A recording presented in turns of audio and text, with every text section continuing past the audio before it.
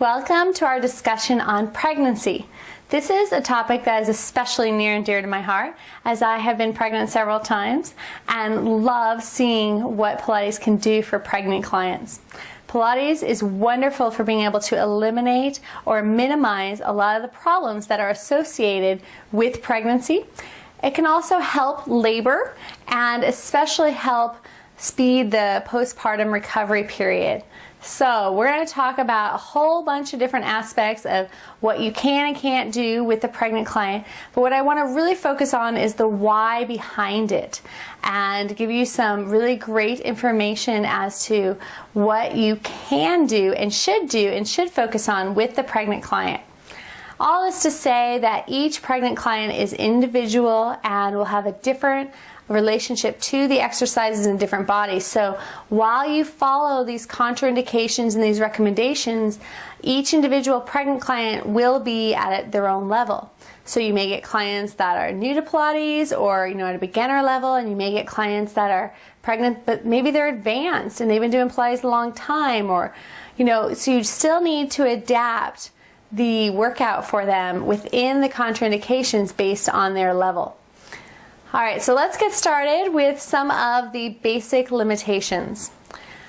When the client gets pregnant, so as soon as that egg implants into the side of their uterus, the body starts releasing a hormone called relaxin. And what relaxin does is it relaxes the ligaments. So throughout the entire body, the relaxin causes the ligaments to start loosening up. And this is a gradual effect, so it gives the body the entire 40 weeks to start loosening up and releasing so that it can open up. So that the joints it's really targeting and supposed to focus on is the SI joint and the pubic symphysis, to allow it to move a little bit so that the baby can get out of the pelvis. So that's the whole purpose of it. However, it is not specific to those joints. It covers the entire body. Now, it has other functions as well, which we're not going to get into, but relaxin, you need to know, is going to also be in the pregnant client's body when they're postpartum, as long as they are breastfeeding. And so you, of course, want to encourage your client to breastfeed for so many reasons, but just know that if they are breastfeeding, that's something that you need to know, because that causes the relaxin to still be in their body. So why all this fuss about relaxin? What does it do? Well, because the joints are all starting to loosen up and the ligaments are all loose, that means that the joints are much less stable than they used to be. So if you have somebody that is normally tight, they might find a newfound flexibility. If you have somebody that was hypermobile to begin with, they may be a disaster because they're super hypermobile now. So it depends on the client what that's actually going to look like. But just know that there's two main things that you need to focus on with that because of the relaxin. The first one is that you don't want to do any extreme ranges of motion because you could overstretch those ligaments. Now, there is permanent damage that is done because of the relaxin, so the ligaments never get quite as tight as they used to be for the majority of people. So you don't want to compound that by overstretching them when they have this loosened state. This isn't widely talked about, and I've seen a lot of yoga instructors that don't necessarily focus on this. They still do end range of motion holds and really trying to get the client deeper in the stretch, and I wouldn't recommend this. Now, this is not something that's going to kill the baby or kill the mama or anything like that, but what could happen is that because the ligaments are overstretched, it could put the joints of the mama at risk for later injuries. So they're not going to feel immediate pain, the baby's not going to die or anything, but over time, meaning 10, 20 years later, you're setting them up for injuries to those joints because they have compromised stability there. So they're probably not going to trace it back to you, but let's still not do it. That does not mean that you can't stretch them. Stretching is wonderful for a pregnant mother, and it's highly recommended. You just don't want to go to a range they didn't have before they were pregnant.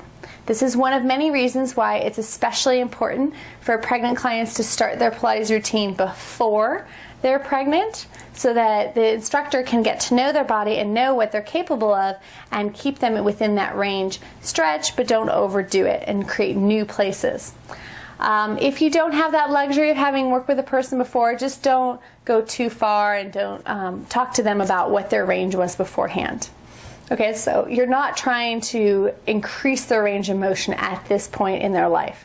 Wait till after the baby and after the breastfeeding and stuff is done. All right, the second thing that the relaxin causes problems with is that you will have a lack of stability at that pubic symphysis joint. So what can happen is, in certain people, this can become too lax, especially if they're already hypermobile, and it can actually dislocate.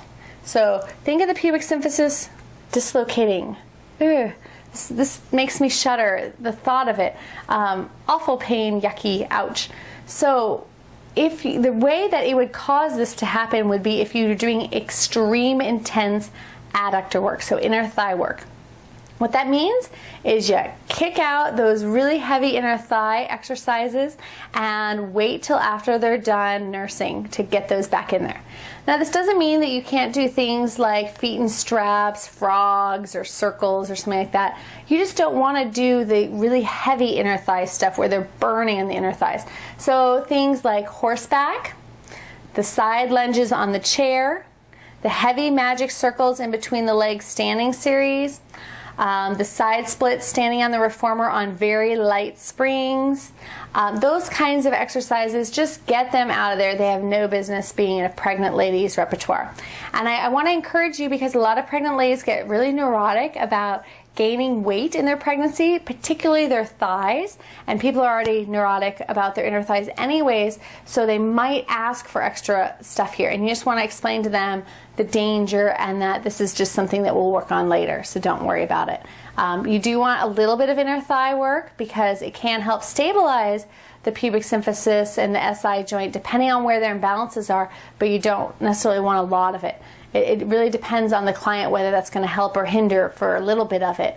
But a lot of it is definitely not a good thing. So get the heavy ones out of there. All right, so the next thing is the abdominal work. Now, suffice it to say that a pregnant lady should have an expanding abdominal section. And that sounds so obvious, but sometimes you have to remind the pregnant lady about that because they get a little weird about wanting to keep a flat tummy. And what happens is they actually sabotage themselves in this process. So here's how it plays out. They're freaked out that their belly is not going to be as flat as it was before they were pregnant, and so they're doing extra ab work. They're doing crunches and all sorts of stuff, heavy ab work to keep their belly as flat as they can as long as they can. And the relaxin will actually start to loosen the ligament, the linea alba, that goes from the sternum to the pubic bone that the abs are attached to. And depending on the person, if they keep doing excess ab work, it can actually start to open up and cause a tear in that linea alba, a thinning of that ligament and stuff, so that there's actually a hole in there, and it's called a diastasis recti. Very, very common. And the big awful thing about it, ironic if you will, is that if they get a diastasis, they will actually look like they're pregnant after they're pregnant, kind of that 3-4 month pregnant look, forever. And it's the mummy tummy. So you exactly what they're trying to avoid is what they're going to create. The irony just should not escape any of you. So you want to take a very firm stand on this and explain what's going on to them, because this is exactly where you need to step in and educate them. So what you need to do is you need to understand the difference between abdominal stabilization, so deep transverse core stabilization work, and rectus abdominis work. So rectus abdominis runs from your sternum to your pubic bone and is responsible for the crunching, flexion, ab work. Okay, so this is your burning ab work. So things like roll up, roll over, teaser, a ton of stuff like that is going to be rectus abdominis, and you just want to get it out of there. This is your hundreds, series of 5, all that kind of stuff. Get it out of that pregnant lady's system. Don't even start it with her if she starts when she's pregnant, okay? Because as the baby gets bigger and that relaxin is really kicking in, it's going to open up more and more, okay? So let them know that, yes, we're going to work your abs, but we're going to work it in a way that's helpful. So it's helpful to do transversus work. And if I was pregnant right now, I'd give you my little party trick of letting you see my transversus pull the baby in. I mean, I can go feet difference when I'm pregnant. It's very interesting to watch and freaks most people out. But remember that baby is in a sack of water and will not get squished. So what you're doing is focusing on getting that core connection, so pulling the belly in, just, you know, a little bit on everything. And that's going to help her back pain. Okay, that's going to prevent that achy back stuff that all the pregnant women complain about. I have never had any back pain, even though I had back pain before I did Pilates. I've never had it in any of my pregnancies because I kept working on my core, and that's separate and different than working on your rectus abdominis. So that's something I'd love to talk about. If you guys have questions about specific exercises, which type of abdominals are they working, I would be happy to answer that and go into more depth with that. But just suffice it to say right now, get the rectus abdominis out of there and just work on the deep core transversus stuff. You can do some side bending and rotation with those obliques as well, but again, you don't want that rectus abdominis such stuff going on there. Okay, so when they're done being pregnant, if they do have a diastasis, and you can check that, they can check it on themselves. They would put their fingers right about either below or above their belly button and press in while they're lying on their back, knees bent, and bow up. So they're folding right at their lower rib cage, as if they're going to go do the hundreds, but with their feet down. And what will happen is they press on that linea alba, it will give way, and it'll kind of be like a little groundhog pushing up through that hole if they have a hole. And their fingers will feel a hole and the muscle where it splits open.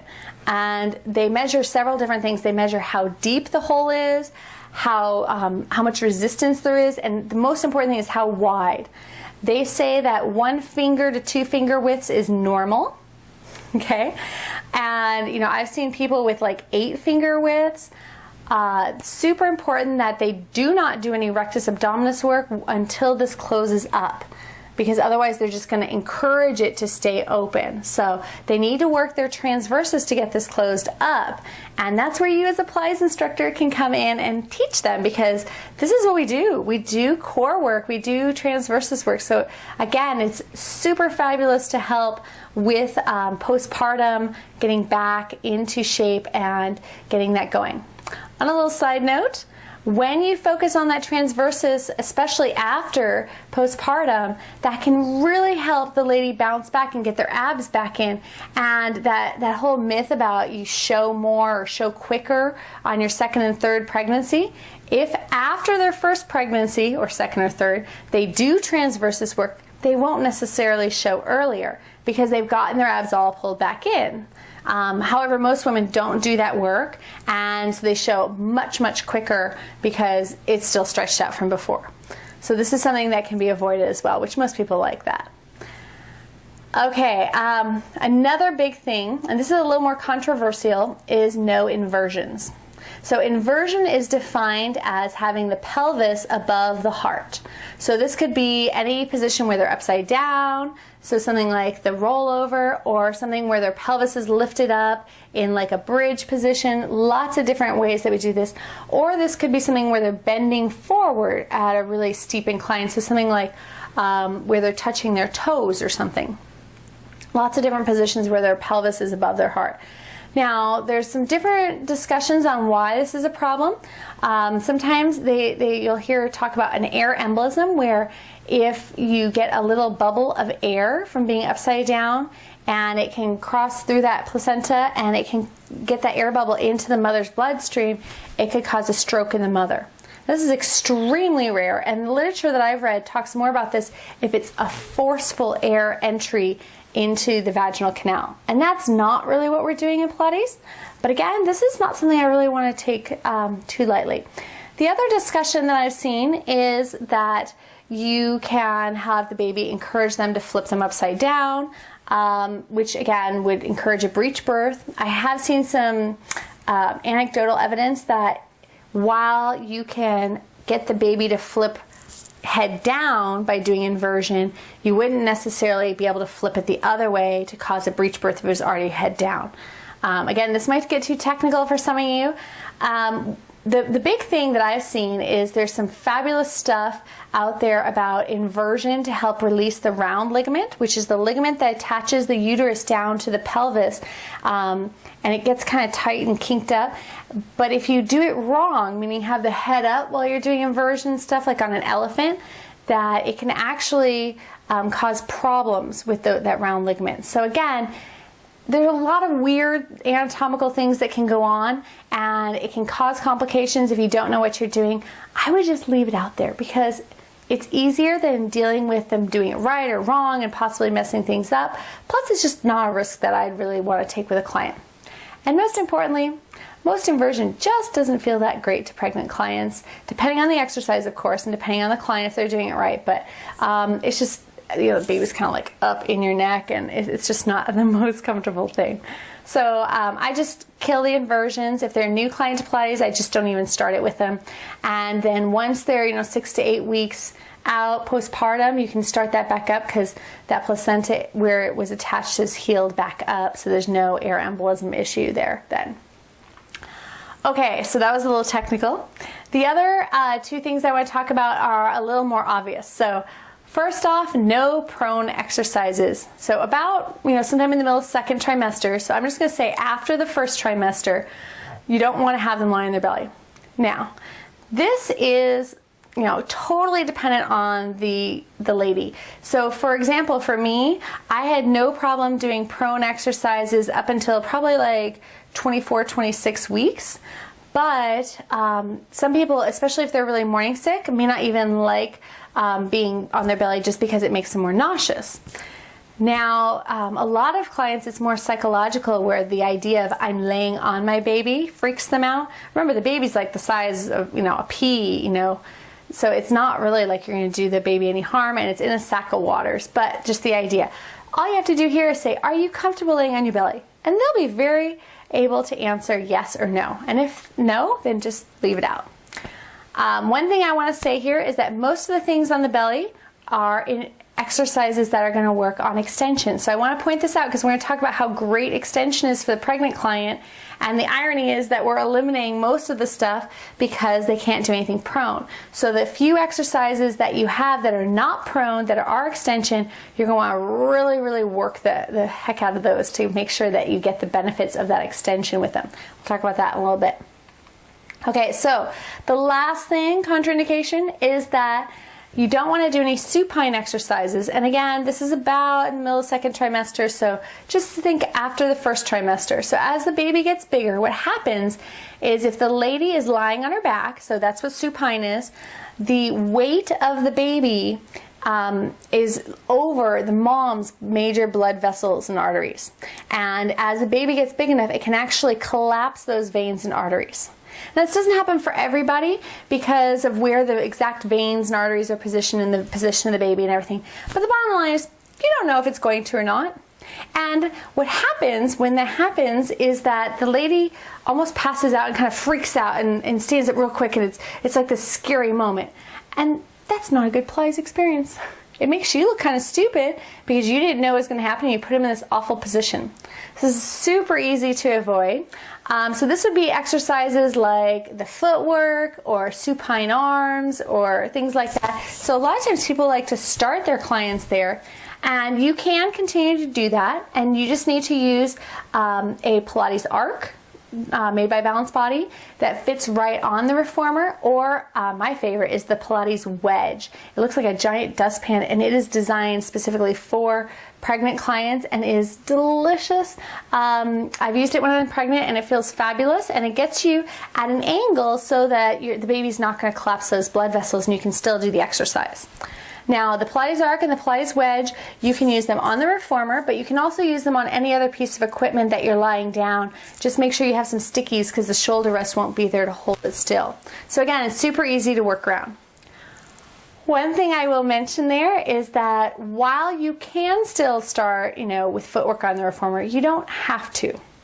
And I say that because when you're pregnant, the things that felt good when you weren't pregnant don't necessarily feel great anymore. And so when I'm pregnant, I like to mix it up and do what feels good and comfortable to my body, and keep, the same basic, focus that I would in a regular lesson plan. I just don't necessarily do the same order of exercise, and I don't pick the same exercises. So for me, I like to do things, instead of like footwork on the reformer, even with the Pilates arc or the wedge, I might do footwork on the chair. So I'm upright and it's not an issue. Or I might do footwork from a stomach massage seated position on the reformer and have a big ball behind me. So some different ways of doing things, and maybe unconventional ways, but it works much better for the pregnant body and feels a little more comfortable. So you don't have to start out with the same order of exercises just because you're pregnant and such. Okay, so we went over a long list of contraindications. I'm going to give you the quick rundown of which exercises you want to avoid. So I'm going to give you the quick rundown of the contraindications one more time. So you want to avoid heavy inner thigh work. You want to avoid intense, extreme range of motion exercises. No heavy ab work, meaning rectus abdominis. No inversions. No prone exercises after first trimester, and no supine exercises after first trimester. So what in the world can you do with this pregnant client? And compound that with, you don't want to hurt them because, they're beautiful and pregnant. They got a baby in there. So what I want to do now is go over the focus that you should have when you have a pregnant client. First off, you want to focus on ribcage breathing. Ribcage breathing is an essential part of Pilates and should be taught to everybody, but for the pregnant client, it is critical. And that's because as the baby expands, it's going to press up into that diaphragm. And as it gets towards the end of the pregnancy, it's not going to allow them to do any belly breathing, especially if they have a short torso. So if that lady does not have the ability, meaning flexibility in the intercostals, to do ribcage breathing, they're going to feel like they're, gasping for breath all the time. I have had clients that come to me after they've gone to the ER because they couldn't breathe, and the doctor has told them to be on bed rest. And I just do some simple stretches, side bending and rotation to open those intercostals up, and they think I am God because all of a sudden they can breathe again. And I kid you not, it's the simplest thing, but it is so profound. So really, really make sure you focus on that. And that could be on any exercise, but again, you want to make sure you get some side bending and rotation, especially to focus on that and get those stretched out for them. This is also going to really help in labor because they have done many, many studies that the Lamaze panting breath actually can put people in distress and cause problems, but the Bradley breathing, which is a full deep breath, which is exactly what our Pilates breathing is, actually can help the whole labor process. So if you want to look into that more, that's great, but just know that that is the type of breathing, the full deep breathing, that can help them when they're actually in labor. The other aspect of the Bradley method that really is helpful is the body awareness and conscious relaxation. So what I mean is that in labor, the tendency is to tense up and just tighten every muscle that you have, and that actually will cause more pain. If you can consciously relax the body and let the uterus do its own contracting by itself, the pain is unbelievably less. Now, this takes a lot of practice because most people don't have that ability to consciously relax their bodies, especially when they're in pain. So when you're in the Pilates studio, it's a great time to practice it. And you know what? You're already teaching your clients this. You just want to bring it to their attention. This is a great value-adding statement for your pregnant clients, that you're helping them when they're in labor if they go back to that. So what I mean is that you tell your client, Linda, shoulders down, and they consciously relax their shoulders. That's conscious relaxation. So you're teaching them how to turn muscles on and off. And from my experience, it's a lot harder to turn them off than it is to turn them on. So teaching them how to do that consciously in a set setting is super important for that labor process.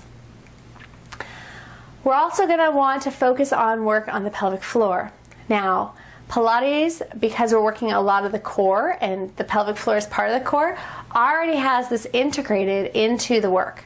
What we want to do is bring the client's attention to it. This is part of value adding statements because the client is hearing about this from their OB and from other, literature that they're going to be reading up on about the baby and delivery and everything. And you want them to know that you're already working on that. Plus, you want to bring a little extra conscious attention to it to make sure they're really getting as much as possible. Now, when they're pregnant, and then again when they're postpartum, they want to have a strong pelvic floor. But in the actual delivery, what they need is to let the pelvic floor go. So that's why I say awareness and control, because it's not just about tightening and strengthening it. It's about having the ability to let it go and let that baby out, as well as to keep it strong so you're not peeing in your pants all the time. Okay, so we also want to restore the pregnant client's posture. Any client, no matter what their posture was before they got pregnant, is going to become more kyphotic and lordotic. So what that means is with the big belly out in front, they're going to start to get that over tight back and big arch in their low back, that lordosis. And then because of the increased size of the breast, they're going to tend to round and hunch forward and develop some kyphosis. So they're going to, get the neck, tight, and the low back tight, and the front of the chest tight. And then, the implications, they're going to get the same pain feelings. So you've heard all those, oh, my back hurts and stuff. Well, when you're pregnant, it hurts because the postural changes. So this is what we do in Pilates. So all the same tactics you use for somebody that has lordosis or kyphosis, you're going to use with the pregnant lady. So you're going to work on lengthening what is tight and strengthening what is weak within the guidelines, the contraindications. Okay, so look for things to open up their hip flexors, their low back, the front of the chest, and the back of the neck. And then just keep that nice and open. That's going to be super, super helpful for them.